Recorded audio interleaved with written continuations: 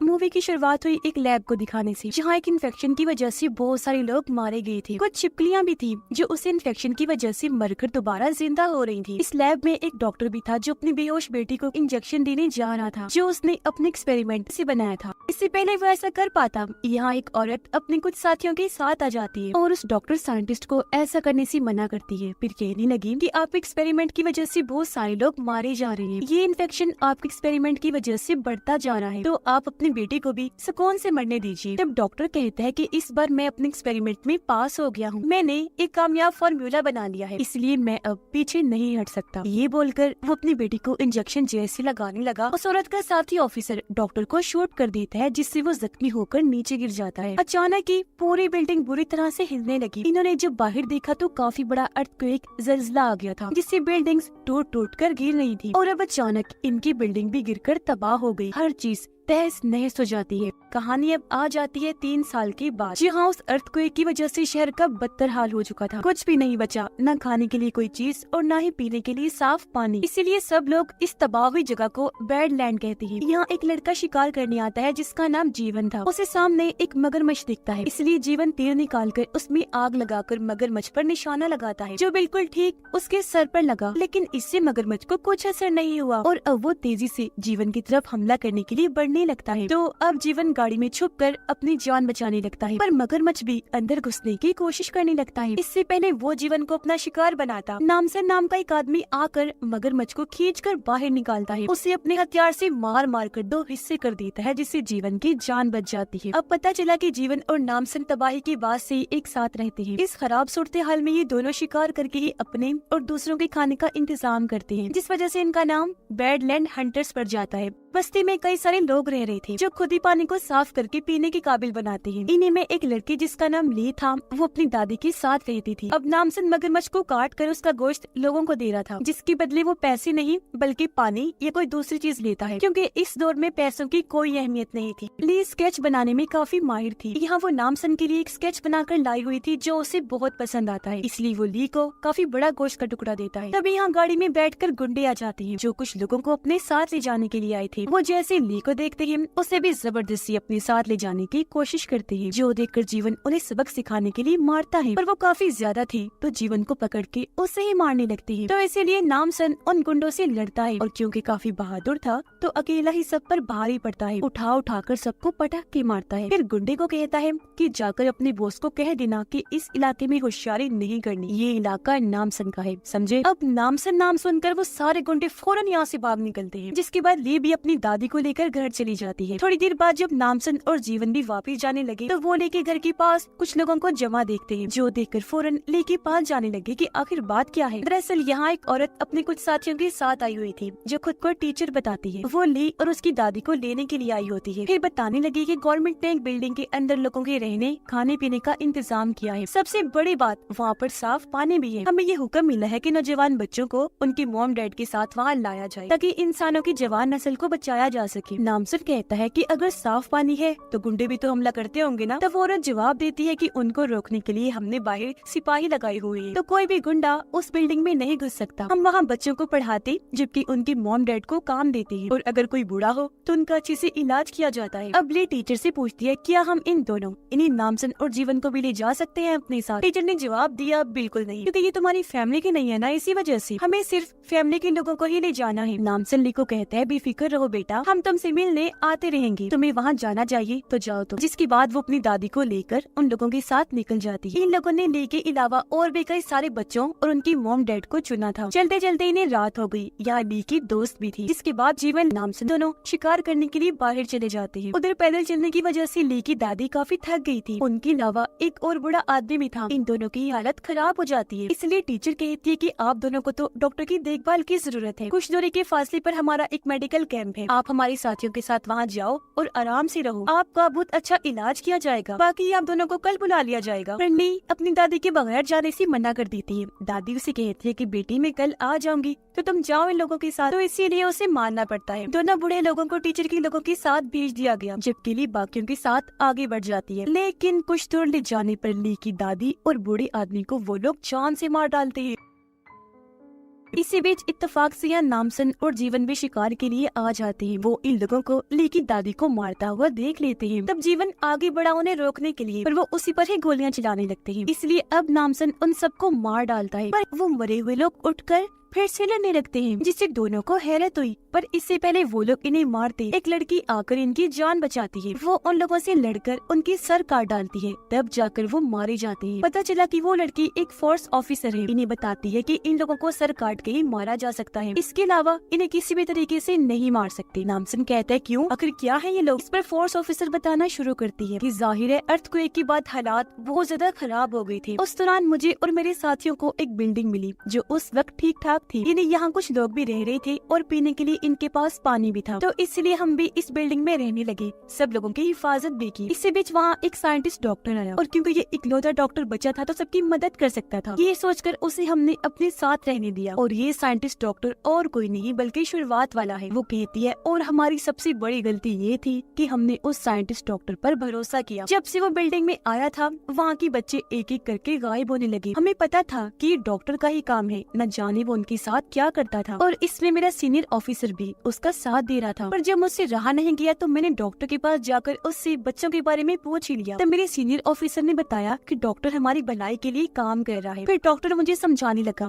कि मेरे एक्सपेरिमेंट की वजह से हम हर मुश्किल हालात में भी जी सकते हैं, साथ ही हम आसानी से मारे भी नहीं जाएंगे। वो कहती है उस वक्त मुझे कुछ भी समझ नहीं आई, तो मुझे समझाने के लिए सीनियर ऑफिसर ने एक साथी पर शूट करके उसे मार दिया। पर हैरत, अगले ही पल वो जिंदा होकर दोबारा उठ खड़ा हुआ। तब डॉक्टर बताने लगा कि इसी तरह मैंने अर्थक्वेक के टाइम पर खुद को बचा के रखा। फिर वो असल बात बताता है कि ये सब मेरे एक्सपेरिमेंट की वजह से मुमकिन हुआ, जिससे मैंने फॉर्मूला डोज तैयार की। इसीलिए अब हमें 10 साल से लेकर 20 साल तक की उम्र के बच्चे चाहिए, क्योंकि उनके जरिए ही मैं ये चीज बना सकता हूँ। उनके अंदर से खास किस्म की चीज निकाल कर वो डोज दवा एक तरह से हमें इमोर्टल, अमर बना देती है। हम उससे कभी नहीं मरते। आगे फोर्स ऑफिसर बताती है कि इस चीज में मैं उनका साथ देना नहीं चाहती थी, इसलिए मैंने उनकी मुखालफत की। इस पर मेरे सीनियर ऑफिसर ने शूट करके मुझे मारने की कोशिश की, तो मुझे वहाँ से भागना पड़ा। फिर फोर्स ऑफिसर कहती है यही वजह है कि डॉक्टर कम उम्र बच्चों यानी 10 से 20 साल तक की तलाश कर रहा है, जिनके जरिए वो फॉर्मूला डोज और ज्यादा बना सके, और अब हमें उन्हें रोकना होगा। इस सारी बात सुनकर नामसन कहता है कि अब मुझे ली को बचाना है, पर उससे पहले मुझे कहीं और जाना है। जिसके बाद नामसन और जीवन ली की दादी को दफन कर देते हैं। उधर गुंडों का हेड दिखाया गया जिसकी एक दूसरे ग्रुप से लड़ाई हो रही थी, पर यहाँ नामसन आकर उन्हें रोक देता है। पर गुंडों का हेड नामसन को देखते ही अपने आदमियों को भेजता है उसे मारने के लिए। पर यहाँ नामसन, जीवन और फोर्स ऑफिसर तीनों मिलकर सब गुंडों को मार देते हैं। उधर ली और बाकी लोग उस बिल्डिंग में आ जाते हैं, जो डॉक्टर खुद उनका वेलकम करता है। कहने लगा कि आपको यहाँ खाना,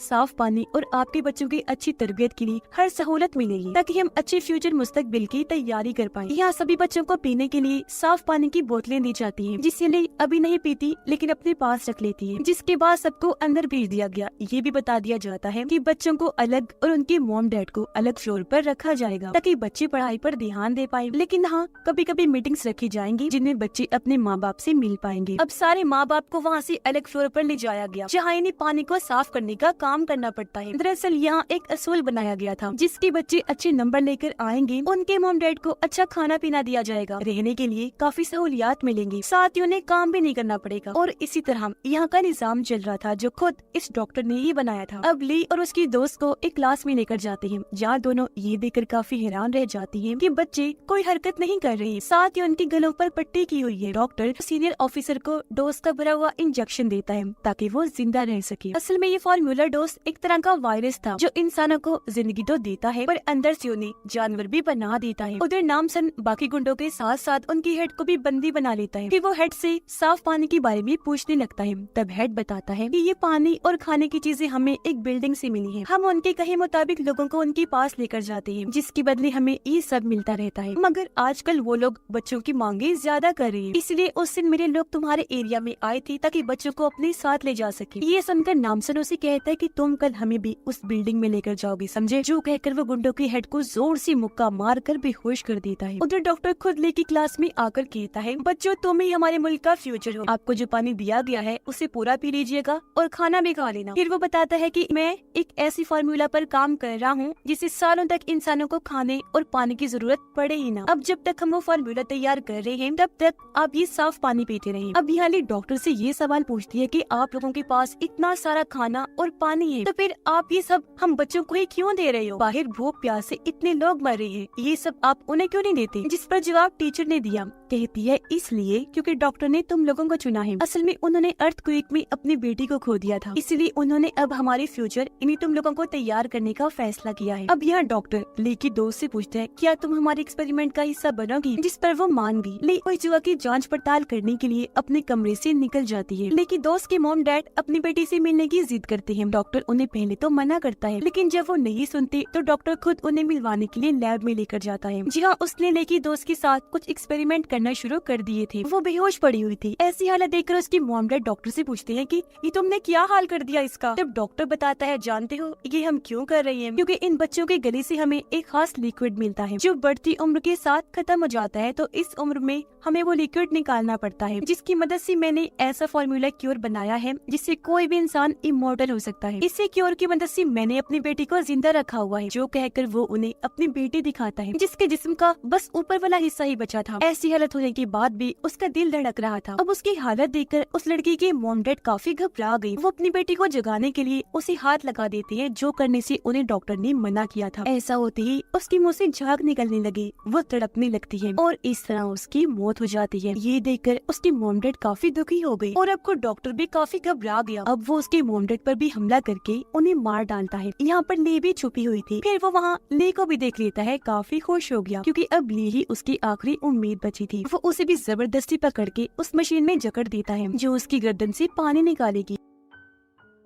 वो ली को बताता है कि जो पानी हमने तुम्हें पीने के लिए दिया था उससे हमारा काम आसान हो जाता है। पानी पीते ही वो खास किस्म का लिक्विड बच्चे की गर्दन में इकट्ठा हो जाता है, जिसे मैं फौरन निकाल लेता हूँ। ये बताते ही वो अब ली के गले पर भी कट लगा देता है। उधर नामसन जीवन और फोर्स ऑफिसर को गुंडों का हेड बिल्डिंग की तरफ ले जा रहा था, पर तभी इन्हें एक सिपाही रोक लेता है। क्योंकि ये फंस गए थे, इसलिए नामसन सिपाहियों को मारता हुआ आगे बढ़ता रहता है। फिर वो ट्रक समेत उस बिल्डिंग में ही घुस जाता है और अब ये तीनों भी ट्रक से उतरकर सभी सिपाहियों को मार देते हैं। अब फोर्स ऑफिसर नामसन और जीवन को एक जगह पर लेकर जाती है जहाँ उसके साथी बंधे हुए थे, लेकिन इन्होंने देखा कि अब वो ज़ॉम्बीज बन गए हैं। दरअसल ये डॉक्टर के फेल एक्सपेरिमेंट का नतीजा था कि ज़ॉम्बी बन गए। इससे पहले वो इन्हें नुकसान पहुंचाती, ये ज़ॉम्बी से भिड़ गई, उन्हें मारने लगते हैं। इस बीच नामसन उन दोनों से कहता है कि तुम ऊपर जाकर ली को बचाओ, इन ज़ॉम्बीज से मैं निपटता। रास्ते में फोर्स ऑफिसर का सामना अपने सीनियर ऑफिसर से हो गया, इसलिए वो उससे लड़ने लगती है। तब जीवन आगे बढ़ जाता है। उनकी लड़ाई के बीच हमने देखा कि सीनियर ऑफिसर की आंखें एक्सपेरिमेंट की वजह से काफी अजीब हो गई हैं और अब वो फोर्स ऑफिसर को काफी पीटने के बाद बिल्डिंग से बाहर फेंक देता है, जिससे वो बेहोश हो गई। गन पॉइंट पर जीवन टीचर को लेकर बाहर आया। तब तक नामसन भी सबको मारकर बाहर आ गया था। वो जीवन को कहता है कि तुम आगे जाओ, इस सीनियर ऑफिसर को मैं सबक सिखाता हूँ। लैब में डॉक्टर बातों ही बातों में ली को बताता है कि हमें बूढ़े लोगों की जरूरत नहीं थी, इसलिए तुम्हारी दादी को मार दिया गया है। ये सुनकर ली काफी दुखी हो गई। अब उसके अंदर से लिक्विड निकालकर डॉक्टर पहले उसकी दवा बनाता है, फिर वो अपने अंदर इंजेक्ट कर लेता है, पर इससे डॉक्टर की हालत खराब होने लगती है। उसके चेहरे पर जगह जगह अजीब तरह के छाले बनने लग जाते हैं। इस पर मुस्कुराते हुए ली कहती है, मैंने तुम लोगों का दिया हुआ पानी पिया ही नहीं था, तो भला वो लिक्विड तुम्हें मेरे अंदर कैसे मिलता? इसलिए अब तुम भी मरने वाले हो। ये सुनकर डॉक्टर बौखला गया। उधर हालांकि नामसन सीनियर ऑफिसर को काफी मारता है, पर उस पर कोई असर ही नहीं हो रहा था, इसलिए आखिरकार टूटी हुई खिड़की से नामसन उसका गला ही काट देता है, जिसे अब जाकर वो मारा जाता है। उधर पीछे से जीवन पर एक सिपाही लड़की आकर हमला कर देती है। तब मौके का फायदा उठाकर डॉक्टर अपनी बेटी को बैग में रखता है, साथ में कुछ इंजेक्शन भी, और यहाँ से निकल जाता है। जाते हुए वो यहाँ बॉम्ब भी फेंक देता है। धमाका हुआ, पर जीवन ने खुद को और ली को बचा लिया था। नीचे बच्चों के मॉम डैड ये धमाका देखकर काफी घबरा गए। वो डॉक्टर को पकड़ लेते हैं जो यहाँ से भागने की कोशिश कर रहा था। सब मिलकर उसे पीटने लगते हैं। इस बीच फोर्स ऑफिसर को भी होश आ गई थी, लेकिन अब डॉक्टर पूरी तरह पागल होकर सबको गन से मारने लगता है। अंधाधुन उसने गोलियां चला दी, पर इस बीच उसे ध्यान नहीं रहा कि मैंने जिस बैग में अपनी बेटी को रखा था उस पर भी एक गोली लग गई है। और अब जब उसने बैग खोलकर देखा तो उसकी बेटी मर चुकी थी। तो अब अपनी बेटी को खोकर वो बुरी तरह रोने लगा। उसे ऐसे देखकर ली पूछती है, क्या हुआ, तुम नहीं बचा पाए अपनी बेटी को? हाँ, उसकी इस बात से डॉक्टर चिढ़ गया। उसने गन उठा ली। वो जैसे ली को मारने लगता है, नामसन उसे ही शूट करके मार डालता है। ऐसा होने से सभी लोग काफी खुश हो गए क्योंकि मुसीबत टल चुकी थी और अब किसी की जान को भी खतरा नहीं होगा। फोर्स ऑफिसर कहती है कि अब मैं इसी बिल्डिंग में रहूं। तब नामसन जीवन और ली को लेकर वापिस आ जाता है, जहाँ रास्ते में ये लोग ली की दादी की कब्र के पास भी रुकते हैं। यहाँ ली बहुत ज्यादा रोती है और अब यहाँ से हमें कुछ दिन के बाद का वक्त दिखाया गया, जहाँ ली नामसन और जीवन के साथ रह रही है और बहुत खुश है क्योंकि ये एक फैमिली की तरह रहती, एक दूसरे का ख्याल रखती है। कहानी भी यहीं पर खत्म हो जाती है।